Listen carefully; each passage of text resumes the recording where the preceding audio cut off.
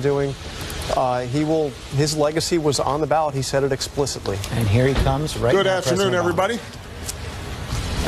Yesterday, before votes were tallied, I shot a video that some of you may have seen in which I said to the American people, regardless of which side you were on in the election, regardless of whether your candidate won or lost, the sun would come up in the morning.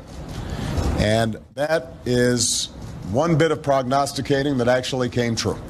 The sun is up. And I know everybody had a long night. I did as well. I had a chance to talk to President-elect Trump last night, about 3:30 in the morning, I think it was, to congratulate him on winning the election. And I had a chance to invite him to come to the White House tomorrow to talk about making sure that there is a successful transition between our presidencies. Now, it is no secret that the President-elect and I have some pretty significant differences. But remember, 8 years ago, President Bush and I had some pretty significant differences. But President Bush's team could not have been more professional or more gracious in making sure we had a smooth transition so that we could hit the ground running. And one thing you realize quickly in this job is that the presidency and the vice presidency is bigger than any of us. So I have instructed my team to follow the example that President Bush's team set 8 years ago and work as hard as we can to make sure that this is a successful transition for the president-elect. Because we are now all rooting for his success in uniting and leading the country. The peaceful transition of power is one of the hallmarks of our democracy. And over the next few months, we are going to show that to the world.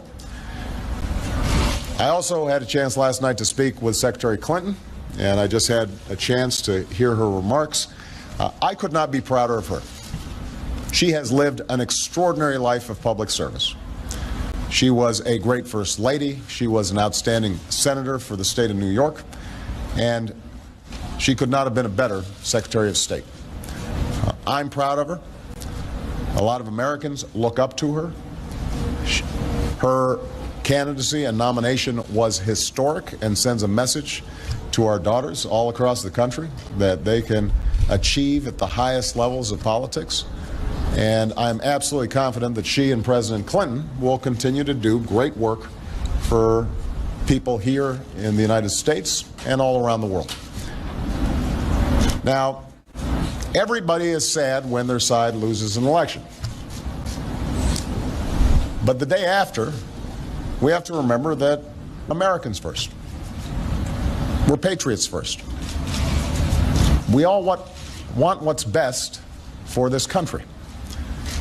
That's what I heard in Mr. Trump's remarks last night. That's what I heard when I spoke to him directly, and I was heartened by that. That's what the country needs.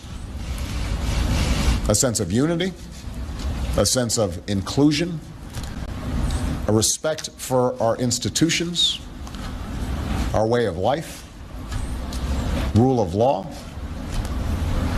and a respect for each other. I hope that he maintains that spirit throughout this transition, and I certainly hope that's how his presidency has a chance to begin. I also told my team today to keep their heads up, because the remarkable work that they've done day in, day out, often without a lot of fanfare, often with a lot of attention, work in agencies, work in obscure areas of policy that make government run better and make it more responsive and make it more efficient and make it more service-friendly so that it's actually helping more people. That remarkable work has left the next president with a stronger, better country than the one that existed 8 years ago. So win or lose in this election, that was always our mission. That was our mission from day one. And everyone on my team should be extraordinarily proud of everything that they have done.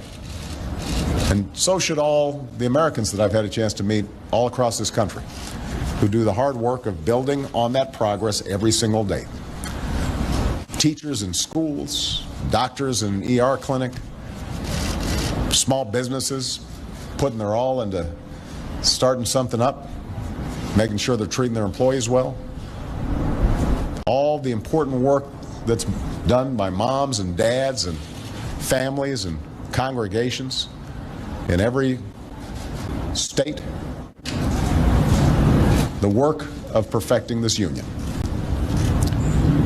So this was a long and hard-fought campaign. A lot of our fellow Americans are exultant today. A lot of Americans are less so. But that's the nature of campaigns. That's the nature of democracy. It is hard. And sometimes contentious and noisy. It's not always inspiring. But to the young people who got into politics for the first time and may be disappointed by the results, I just want you to know you have to stay encouraged. Don't get cynical. Don't ever think you can't make a difference. As Secretary Clinton said this morning, fighting for what is right is worth it. Sometimes you lose an argument. Sometimes you lose an election.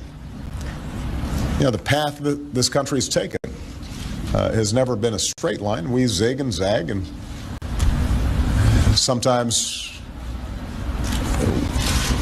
we move in ways that some people think is forward and others think is moving back. And that's okay. I've lost elections before. Joe hasn't, but you know. So I've been sort of sharing. You beat me badly. That's the way politics works sometimes. We try really hard to persuade people that we're right. And then people vote. And then if we lose, we learn from our mistakes, we do some reflection, we lick our wounds, we brush ourselves off, we get back in the arena. We go at it. We try even harder the next time. The point, though, is that we all go forward with a presumption of good faith in our fellow citizens. Because that presumption of good faith is essential to a vibrant and functioning democracy. That's how this country has moved forward for 240 years.